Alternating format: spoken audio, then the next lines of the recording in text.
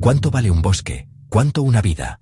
¿Y cuánto cuesta el silencio de un gobierno mientras el fuego devora pueblos enteros, mientras las cenizas caen como nieve negra sobre tumbas recién cavadas? En el sur de Europa, donde el sol quema desde abril y el viento seco arrastra el polvo de la muerte, España y Portugal no están ardiendo por casualidad, están ardiendo por diseño. Cada verano, cuando las temperaturas superan los 40 grados, cuando los ríos se convierten en hilos de barro y el aire se vuelve irrespirable, los incendios llegan. No como desastres naturales, como operaciones militares, coordinadas, calculadas, beneficiosas. Porque detrás del humo, detrás de las imágenes de casas reducidas a esqueletos de hormigón, hay algo que no se ve. Una red de poder que se alimenta del fuego. Políticos que firman decretos con una mano, mientras con la otra reciben cheques de empresas que ganan millones con la reconstrucción.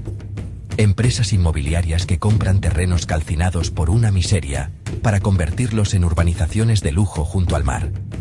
Y eléctricas que facturan energía cara mientras los pueblos se quedan sin luz, sin agua, sin ayuda. Los bomberos lo saben.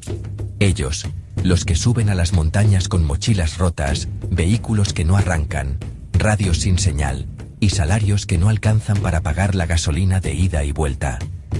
Ellos corren entre las llamas mientras los políticos dan conferencias con aire acondicionado, sonriendo ante cámaras, repitiendo frases vacías.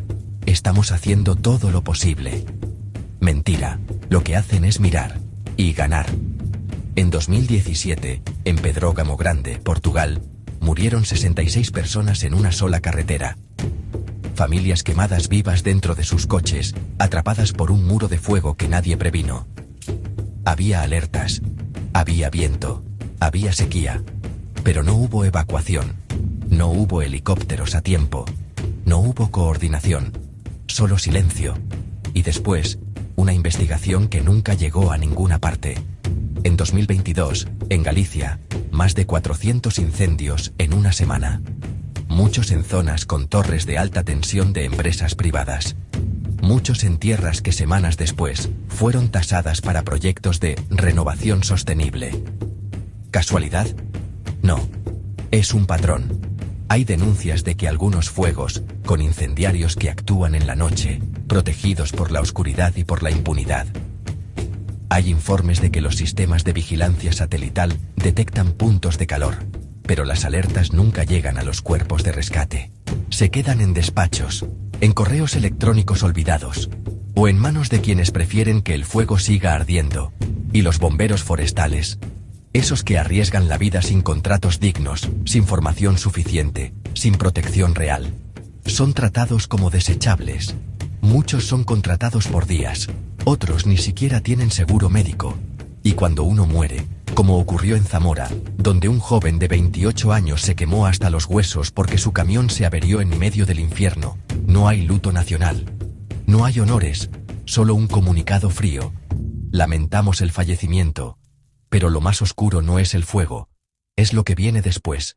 Pueblos enteros desaparecen, gente mayor que no quiere irse, que muere defendiendo su casa, su tierra, su historia. Y cuando las cenizas se enfrían, llegan los buitres, los fondos de inversión internacionales, las grandes constructoras, las eléctricas que ya tenían los planos listos. Terrenos públicos se privatizan, bosques milenarios se convierten en campos de paneles solares que nadie necesita, o en urbanizaciones vacías, fantasmas de cemento junto al mar. Y los gobiernos, todos, sin importar el color político, miran hacia otro lado. Porque muchos de ellos tienen acciones. Porque muchos de ellos recibirán empleos bien pagados en esas mismas empresas cuando dejen el cargo. Porque el sistema no está roto. Está funcionando exactamente como fue diseñado. No se trata de prevenir incendios. Se trata de beneficiarse de ellos.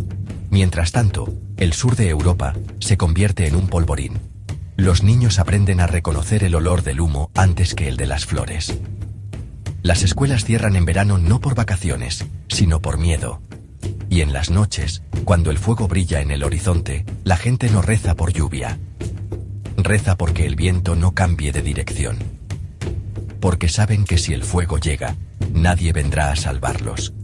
¿Hasta cuántas muertes más serán solo estadísticas? ¿Cuántos bosques más tendrán que arder antes de que alguien exija justicia de verdad. Comenta abajo. ¿Crees que los incendios en España y Portugal son desastres naturales? ¿O crímenes con autoría conocida? Y si esta historia te indigna, no olvides suscribirte a Sombras del Misterios, porque a veces, el mayor peligro no es el fuego, es quien lo enciende y sonríe mientras lo mira crecer.